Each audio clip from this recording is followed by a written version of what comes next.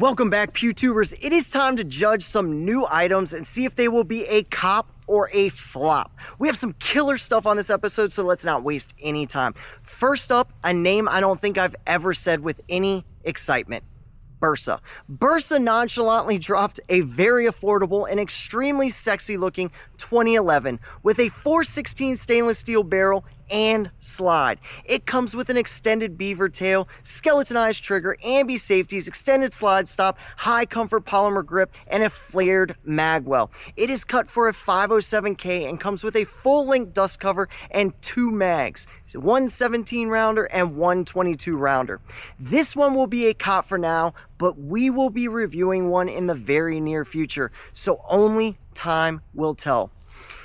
Next up, we have a company on life support. That's right, guys, it ends today. Sig put on a spectacle at Sig Next to announce their new 2011, the GTO. In what I would guess was an attempt to take the spotlight away from their ND count, no expenses were spared to announce this new pistol. But the one thing that's been real is that since then, crickets. Literally. I've seen one person on Meal Team 6 have one, and that's it. No release date, no updates, but they did drop the price tag, guys, and that was very Sig of them. While I will continue to boycott Sig with malice, I still wish they would nut up and do the right thing for their consumers, guys. I would love to not only buy the Rattler, but maybe a spear for personal use and possibly run a couple thousand rounds through this GTO. I will not be doing so until they right their wrongs, though. So Sig, you can get wrecked. This is a flop. Radian blew everyone away with their announcement of a suppressor that threads onto the Ramjet. I think this is awesome, but this package is definitely going to be pricey. I tend to favor a lot of stuff that Radian does, but this is next level. The aesthetics kind of look like it's a Maxim 9, so I think it may have been born a bit too early. So just on sex appeal alone, I'm going to say I want to cop this and cop this hard, baby. Next up, guys, two of my favorite companies teamed up to produce a bolt carrier group. Roger from Forward Control Designs and Monty from Centurion joined forces to create a non-dimpled, non-serrated piece of art with their new Sandcutter bolt carrier group. This will feature a new body profile with a larger radius between the bolt lugs and the body, allowing for pressure to spread over a larger area. The bolt uses a standard lug profile, which allows it to remain compatible with the standard barrel extensions. It also sports dual ejectors, sandrail cut bolt carrier, a hard chrome finish with 8620 steel carrier, full auto design, OCKS, carrier key and screws, and a chrome gas key. This will not be compatible with the Knights Armament E3 extensions, so snobs, I'm sorry, but this is going to be a pass for you. With that said, of course, I will buy one and compare it to my other bolt carrier groups.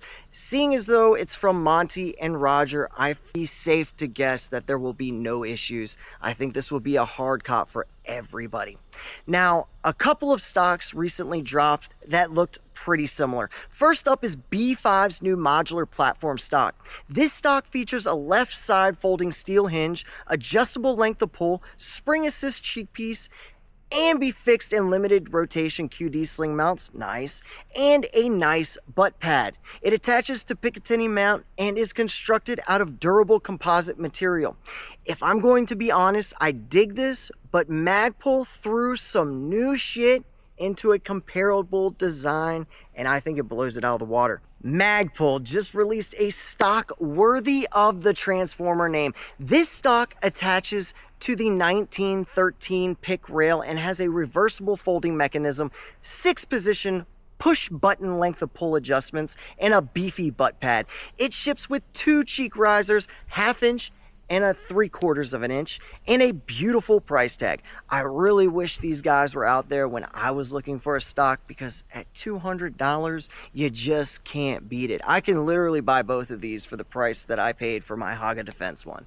That's crazy. Now, moving on, in my opinion, one of the better and more cost-effective pistol options out there is a Rost Martin. Now, the fact that more people don't gravitate towards this awesome, feature-rich pistol blows my mind. It's a husband and wife with ties from Springfield Armory who broke away and did their own thing, and they really did a good job with their first pistol, the RM1C. Well, here we are, a couple of years off their first drop, and they have just released a comped pistol. This is a 4-inch match barrel with an integral compensator and comes with a huge number of features when compared to their low price tag of under $500. The trigger is decent, serrations are amazing, and I will be releasing a long-term review soon on their non-comp pistol.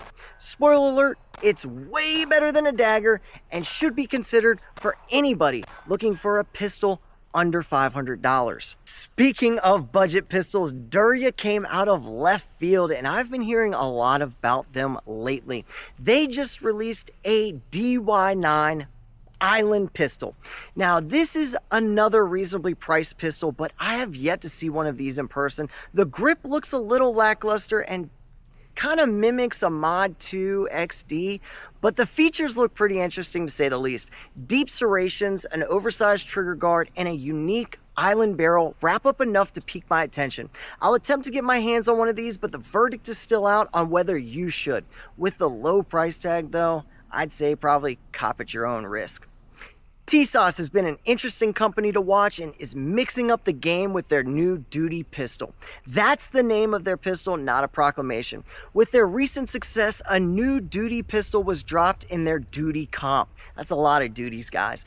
Equipped with a match grade barrel and compensator port, the grip looks great. The enhanced magwell appears to make the grip perfect for any hand size. If you aren't catching on yet, there is no reason to ever buy a dagger, guys. The RXM along with these new pistols seem to be a great choice, but please purchase at your own risk. Of course, the RXM is definitely still a cop a couple thousand rounds later, in my opinion. I can't wait until Flux releases their new Raider for the RXM. Guys, I can't wait. Big Horn Armory made a drop no one really expected, nor did we ask for, but it piques my interest a bit if a T-Rex ever crosses my path. Their new Model 89 takedown is chambered in 500 Smith & Wesson Magnum. With a heavy round and an equally heavy price tag, I don't foresee too many of us really needing one of these. But it is a cool piece to own if you are in the Midwest or you fear a dinosaur may be on the loose. HoloSun has designed and dropped some new dots, guys. The new ARO was designed to replace the 503 and 403 budget lines, but seems to be the new incredible standard for value dots. The improved features, large circular windows, buttons for adjustments, uncapped turrets, and a very sleek look. The T2 style mount that comes with them are great as is, but it allows you to use any compatible mount. It features 12 brightness settings, 2 night vision settings, and a new battery tray. Shake awake modes, multi-reticle options, and a combination of reticle colors to choose from wrap up the new features, guys. I am going to cop a couple of these, seeing as the Romeo 5 used to be my favorite budget dot. But Sig, you know? Another new optic from them is their new Ames lineup, guys. The Ames Max looked incredible on paper, but when I actually shot one in person, all I could think about was how many snag points it had. Unless the gun is designed for competition, I would say stick to the smaller Ames. The Max is just too big. I never thought I'd be able to say that, but I did. Now guys, the Ames X2 is the better option in my opinion. Taking over the Ames lineup, the X2 is the newer generation of dots in the Pro or Core model. The multi-layer reflective glass, grade 5 titanium housing, high luminous efficiency, and a multi-reticle system. The Pro offers all of this plus a solar failsafe, 50,000 hours of battery life, and comes with an anti-reflection device front lens insert. It still remains backwards compatible, guys. HoloSun is always a cop in my book, as I tend to see them as the best in the business for the price. I still say fuck the CCP though. Getting back into pistols, OA Defense released their new model of the 2311 series called the 2311 Pro Elite. The full metal pistol is crafted out of 7075 aluminum with a new grip module that features aggressive texturing and interchangeable thumb ledges. The pistol also features a cut and contoured slide, V-ported 5-inch barrel, enhanced Pro Tune trigger, extended mag release paddle, and 5 mags. It has full ambi controls and includes optics plates off the rip. Guys, are you hearing this? Please take notes. I have not shot this series of pistols, but I've heard good things, guys. If you've invested in the P320 lineup and have a lot of P320 mags, I would say definitely get one of these instead of a Platypus or an HD. Lastly, we have Staccato to talk about, guys. I am typically seen talking down about Staccato for their insanely priced, albeit decent pistols. Now, with that said, the HD lineup started out mediocre, but seems to have nailed it with the 4.5 HD. The 4-inch was okay, but when I shot the 4.5-inch HD, there was no question as to which one to buy. Yes, the price tag on the Staccato is ridiculous, and the ranch/administrative tax is insane on these pistols, but they do stand by their products. I would say the 4.5 HD is definitely the pistol to get if you are looking into this lineup. Now, the safest bet is going to be the Platypus. I'll be honest with you. I've run that. I know that forward and back. But 4.5 HD shoots a little better than a stock Platypus. Now, guys, I greatly appreciate your support and want to thank you for everything. If you like what you see, please hit those like and subscribe buttons. I also want to say the sponsor of this video is going to be Black Rifle Medic, because Black Rifle Medic lets me shoot at his range for free, and I greatly appreciate you.